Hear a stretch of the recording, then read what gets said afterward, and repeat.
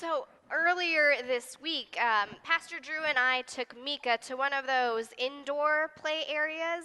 You know what I'm talking about? And we were having a lot of fun, mostly watching Mika watch the other kids. Um, and as we were doing that, we saw this cute little girl with like pigtails, and she was just a little bit older than Mika, maybe like 2 years old. She came over to Mika with this sweet little grin on her face, and we were watching and thinking like, oh, cute, they're going to play together. But this girl just takes her hands and she shoves Mika and pushes her to the ground. And I was stunned. Like, did that really just happen? Is it possible that this sweet, innocent little child could already be so mean? And what possible motive did a 2-year-old have to just knock over a little baby? Impossible. And I was thinking about it more and more that day as I came home and, thinking about this girl's mom and what kind of person she was. And then this realization started to dawn on me. Is it possible that someday that could be my child? That somewhere in my sweet little girl, there is also this streak of meanness? Impossible. But then again, the world is full of impossibilities. Did any of us think that a prince and his new wife would ever step away from the royal family, that status? This girl became a princess, which is all girls' dreams, right? And to walk away from that? Impossible. And did any of us think it possible that a few months ago, the founder of one of the largest conversion therapy organizations would come out as gay? This very leader against the crusade of LGBTQ people, admitting that he was wrong to think that sexual orientation could be changed, and then that he identified as one of them? Impossible. And then, did any of us think it possible that a massive act of violence would occur in our city this week? No. Impossible.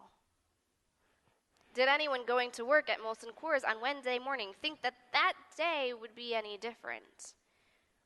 Did any of their families know that they would not talk to their father or husband or brother ever again? No. Impossible. And those who knew the shooter, the same stunned reaction. Him? Impossible. He was a good neighbor, a helper. He couldn't have done it. Impossible. A man once came to Jesus and asked what he needed to do to inherit eternal life. But he was not expecting Jesus' answer. Sell everything? Give it to the poor? Impossible. I mean, would you? Could you surrender everything that you have and just give it all away? It's really quite impossible to imagine. In Jesus' day and today, for most people, having a successful life, being healthy, having wealth, those are all seen as gifts from God. When things go well for us, we say we are #blessed. And when we lose things, when we lose our job, when we lose money or loved ones, we wonder where God is. As if God is only with us in the good stuff and not in the bad. But I wonder if God really works in that day, in that way. Does God bless us with money or promotions or good luck? Or is it possible God doesn't deal in currency? After all, Jesus does not tell this man, keep all your stuff, you earned it for following the commandments. No, he tells the man, give it all away.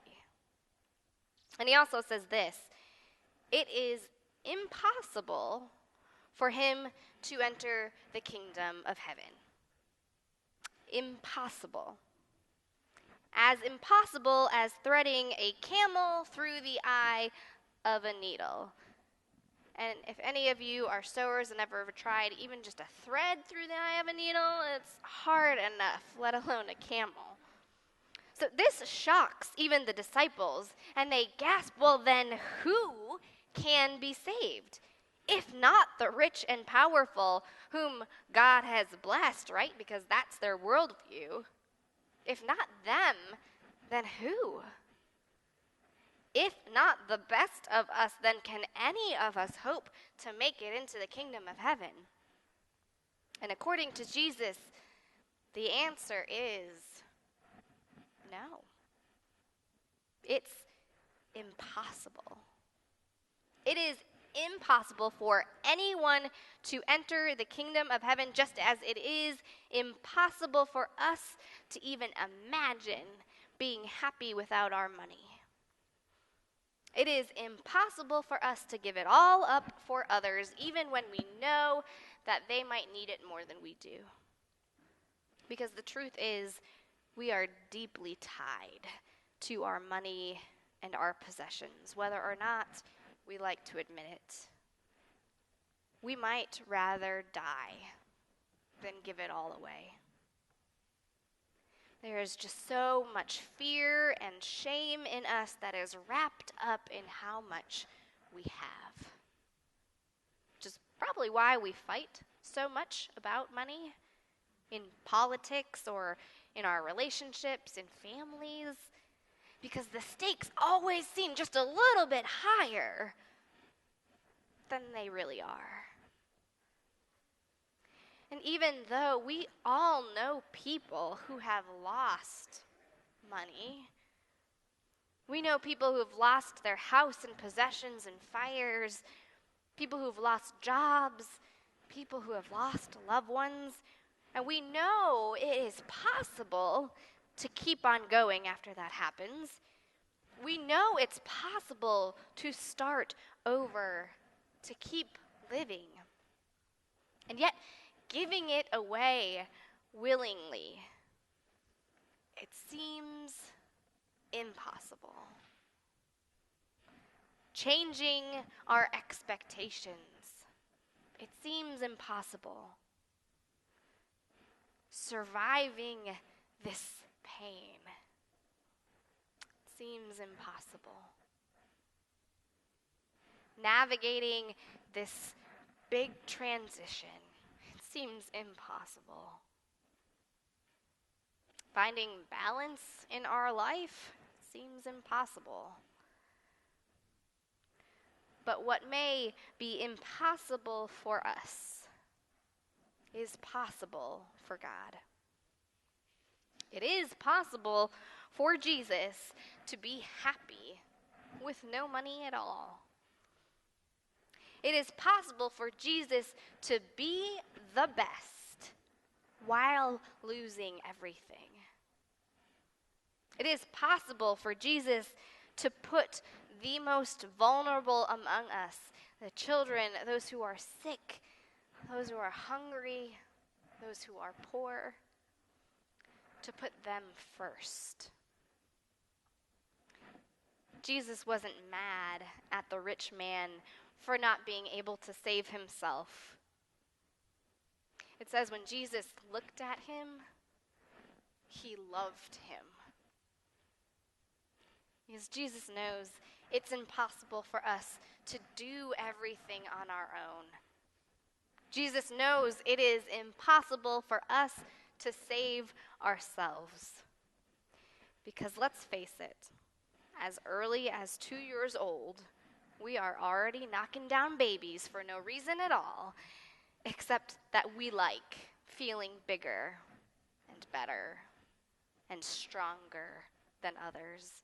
It is impossible for us to not crave that feeling of being better than someone else. It is impossible for a person to give away all their possessions. It is impossible for us to do anything to earn eternal life. That's why Jesus was born into the world. That's why he came down the mountain to face his own death. That's why he was nailed to the cross.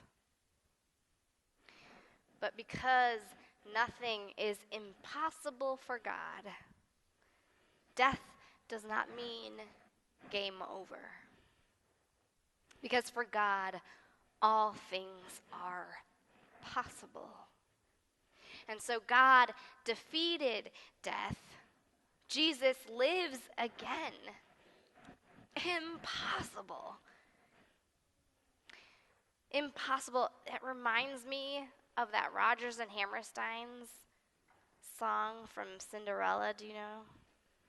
Impossible for a plain yellow pumpkin to become a golden carriage. Impossible.